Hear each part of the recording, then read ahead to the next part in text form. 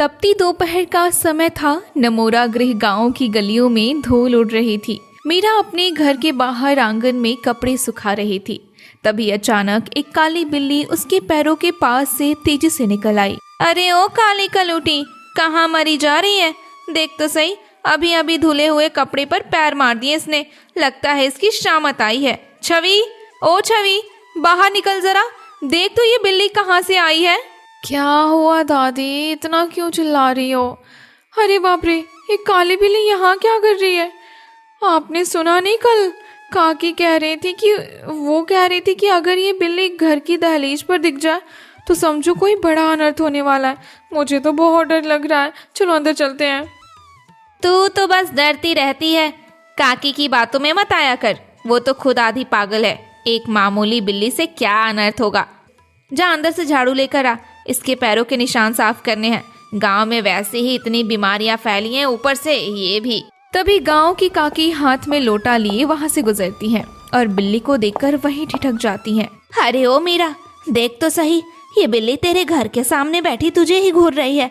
ये कोई मामूली जानवर नहीं है, ये नमोरा गृह की वो शापित बिल्ली है जो 100 साल बाद वापस आई है। आज रात को अपने किवाड़ कस के बंद कर लेना, वरना पछताएगी तू। काकी आप भी ना बस शुरू हो जाती हो। दोपहर का समय है, पानी वानी पियो और घर जाओ। ये बिल्ली तो रोज हवेली के पास घूमती है, आज इधर आ गई तो क्या पहाड़ टूट पड़ा। आप लोग बस वहम पालते रहते हो और दूसरों को भी डराते हो। तू बहुत पढ़ लिख गई है ना, इसलिए तुझे बड़ों की बातें मजाक लगती हैं। जब मुसीबत सिर पर आएगी तब याद करेगी मुझे। कल रात को सरपंच जी के कुत्ते भी रो रहे थे, ये सब उसी के लक्षण है। देख लेना, आज रात कुछ न कुछ बड़ा होगा। काकी बड़बड़ाते हुए चली जाती हैं। तभी रामू काका अपने कंधे पर हल रखते हुए वहां आते हैं। मेरा बेटा, काकी की बात पूरी तरह गलत भी नहीं है। मैंने अपनी आंखों से देखा है, ये बिल्ली जिस तरफ जाती है वहाँ की फसलें सूख जाती है। सरपंच जी ने आज शाम को पंचायत बुलाई है, तुम दोनों भी वहाँ जरूर आना। गांव के भले का सवाल है, लापरवाही मत करना। सुना आपने, रामू काका भी वही कह रहे हैं। मुझे तो लगता है हमें आज रात घर में दिया भी नहीं जलाना चाहिए। लोग कहते हैं कि ये बिल्ली रोशनी की तरफ खींची चली आती है। आज मुझे बहुत घबराहट हो रही है। क्या हम आज रात सरपंच जी के घर रुक जाएं? तो चुप कर छवि। रामू काका, आप तो समझदार हो ना, आप भी तो इन बातों को बढ़ावा दे रहे हो। फसलें सूखने का कारण सूखा पड़ना है, बिल्ली नहीं। पर ठीक है, अगर पंचायत बुलाई गई है तो हम आएंगे। आखिर हमें भी तो पता चले कि ये गांव वाले आखिर किस युग में जी रहे हैं। शाम होने को आई थी। गांव के बरगद के पेड़ के नीचे सरपंच जी और बाकी गांव वाले जमा थे। बीच में भैरव तांत्रिक अपनी धुनी रमाए बैठा था। हाँ गांव वालों, शांति बनाए रखें। बात बहुत गंभीर है। हमारे पूर्वजों ने जिस बिल्ली को नमोना गृह से निकाला था वो वापस आ गई है। ये हमारे गांव की शांति के लिए बहुत बड़ा खतरा है। तांत्रिक जी, आप ही बताइए, इसका क्या उपाय है? ये कोई साधारण बिल्ली नहीं है, ये एक प्रेत आत्मा का रूप है। अगर इसे आज आधी रात को हवेली में ले जाकर कैद नहीं किया गया तो ये गांव राख बन जाएगा। पर ये काम कोई ऐसा ही कर सकता है जिसने आज तक किसी का बुरा ना किया हो। मीरा और छवि, तुम दोनों को ही ये काम करना होगा। मैं नहीं तांत्रिक बाबा, मैं तो अंधेरे से डरती हूँ। मैं हवेली कैसे जाऊंगी? वहाँ तो भूत प्रेत रहते हैं। सरपंच जी, आप किसी और को भेज दीजिए। हम तो अनाथ लड़कियां हैं, हमारा कौन है जो हमें बचाएगा? बस कीजिए तांत्रिक जी, आप चाहते हैं कि हम 2 लड़कियां आधी रात को सुनसान हवेली में जाएं, और वो भी इस फालतू के अंधविश्वास के लिए? सरपंच जी, आप इस ढोंगी की बातों में कैसे आ सकते हैं? ये साफ साफ हमें फंसाने की साजिश है। अगर हिम्मत नहीं है तो मना कर दो लड़के, पर याद रखना, कल सुबह जब गांव के कुएं का पानी खून बन जाएगा तब सारा गांव तुम्हारी तरफ ही उंगलियां उठाएगा। क्या तुम चाहती हो कि तुम्हारी वजह से पूरा नमोरा गृह प्यासा मर जाए? सरपंच जी देखिए, वो बिल्ली अभी अभी मीरा दीदी के घर में घुस गई है और घर का सारा दूध पी गई है। वो तो बहुत डरावनी लग रही है, उसकी आंखें लाल हो गई है। गांव वालों में हड़कंप मच जाता है। लोग चिल्लाने लगते हैं और मीरा छवि पर दबाव डालने लगते हैं। मेरा बेटा, देख लो हालात क्या है। अगर तुम दोनों नहीं गई तो गांव वाले तुम्हें यहाँ रहने नहीं देंगे। बस आज रात की बात है। तांत्रिक जी ने जैसा कहा है वो तुम्हें एक सुरक्षा कवच देंगे। तुम बस उस बिल्ली को हवेली के कमरे में बंद करके आ जाना। ठीक है, हम जाएंगे, पर याद रखिएगा अगर हमें कुछ हुआ तो आप सब इसके जिम्मेदार होंगे। चल छवि, अपनी लाठी उठा ले। आज हम इस गांव के डर को हमेशा के लिए खत्म करना होगा। रात के करीब 12 बज रहे थे। चारों तरफ एकदम सन्नाटा, मेरा मतलब है सब कुछ बहुत डरावना और सुनसान लग रहा था। मीरा और छवि धीरे धीरे पुरानी हवेली की ओर बढ़ रही थी। उनके आगे आगे वही काली बिल्ली मटकती हुई चल रही थी, जैसे उन्हें रास्ता दिखा रही हो। दादी लौट चलते हैं ना, देखो यहाँ कितनी गंदी बदबू आ रही है और ये चमगादड़ कैसे शोर मचा रहे हैं। मुझे लग रहा है कोई हमारा पीछा कर रहा है। देखो पीछे मुड़कर देखो, कोई परछाई दिख रही है। पीछे मत देख छवि, वो तांत्रिक ही होगा जो हमारी जासूसी कर रहा है। तू बस लालटेन पकड़े रख और मेरे पीछे चल। ये बिल्ली देख कितनी आराम से जा रही है, ऐसे ये इसका अपना ही घर हो। बस थोड़ी दूर और फिर हम जाकर वहाँ सो जाएंगे। हवेली के मुख्य द्वार पर पहुंचते ही दरवाजा एक भयानक शर्मराहट के साथ खुल गया। बिल्ली सीधे अंदर एक बड़े कमरे की ओर भाग गई। वो देखो, बिल्ली उस अंधेरे कमरे में घुस गई। अब हमें उसे वहाँ बंद करना होगा, पर ये दरवाज़ा तो बहुत भारी है, हम दोनों से ये हिलेगा भी नहीं। और देखो कमरे के अंदर से कैसी नीली रोशनी आ रही है। तू यहीं रुक छवि, मैं अंदर जाकर देखती हूँ। अगर कुछ गड़बड़ हुई तो तू भाग जाना और गांव वालों को बुला लाना, पर डरना मत, मैं जल्दी वापस आ जाऊंगी। मीरा कमरे के अंदर कदम रखती है। अंदर का दरवाजा देखकर उसके होश उड़ जाते हैं। वहाँ कोई प्रेत नहीं, बल्कि सोने चांदी के सिक्कों का ढेर लगा था और तांत्रिक भैरव पहले से ही वहाँ मौजूद था।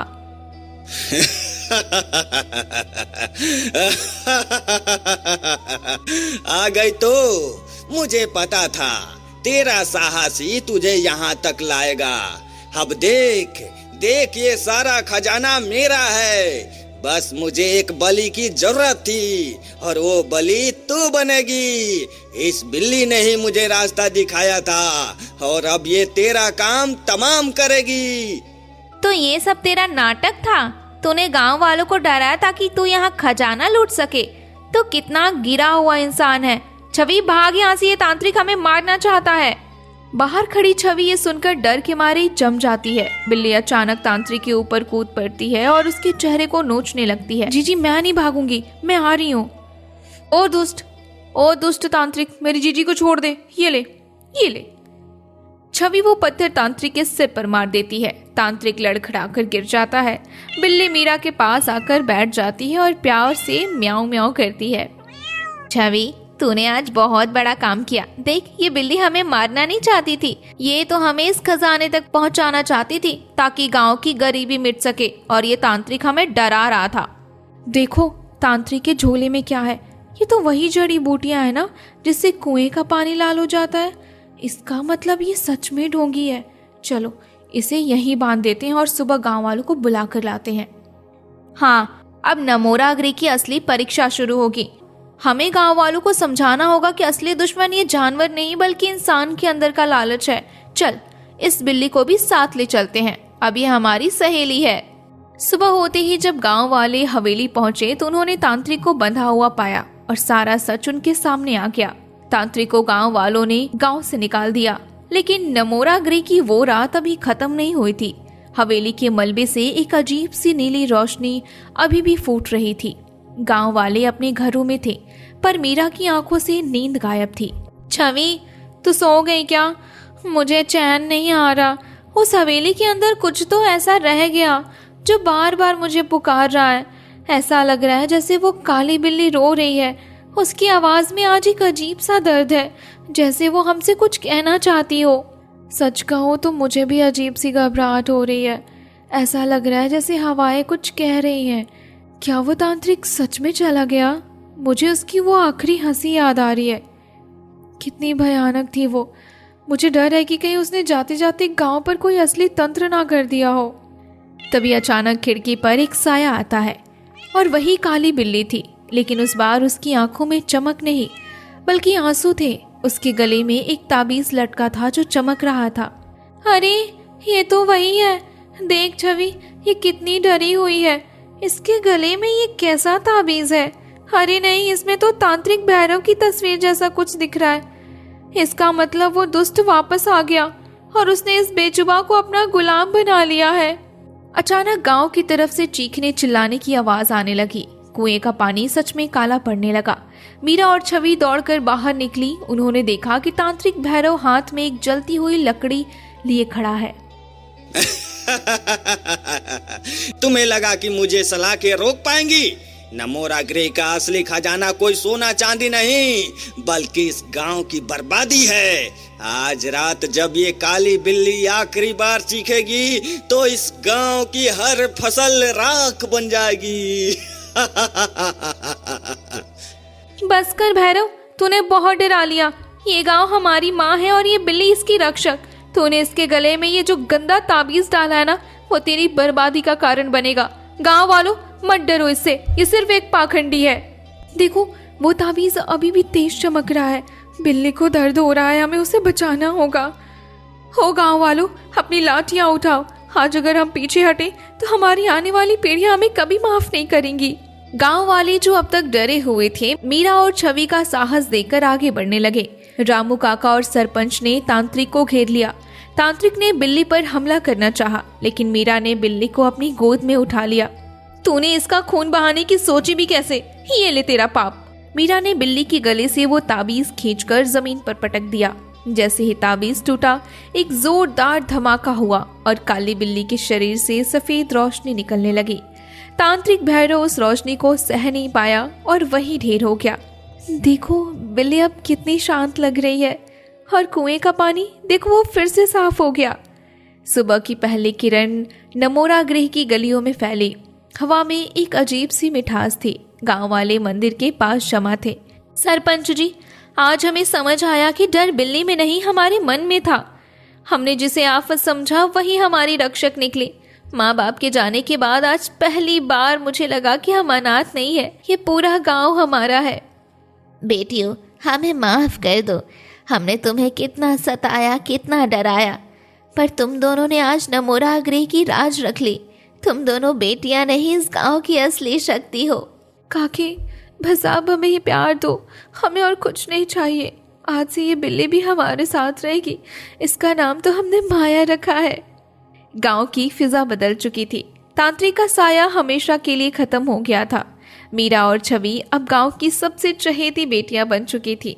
शाम को जब दोनों बहनें अपने घर के बरामदे में बैठी थी तो माया उनके पैरों में आकर दुबक गई। छवि, आज कितनी शांति है ना कोई सन्नाटा, बस एक सुकून है। हाँ जीजी, और देखो माया को, ये कैसे मुस्कुरा रही है। आज हमें हमारी परीक्षा का फल मिल गया। नमोरा गृह की वो काली बिल्ली अब कोई खौफ नहीं, बल्कि प्यार और बहादुरी की मिसाल बन गई थी। गांव की मिट्टी में अब सिर्फ खुशहाली की महक थी, जिसे उन दो बहनों के अटूट साहस ने सींचा था।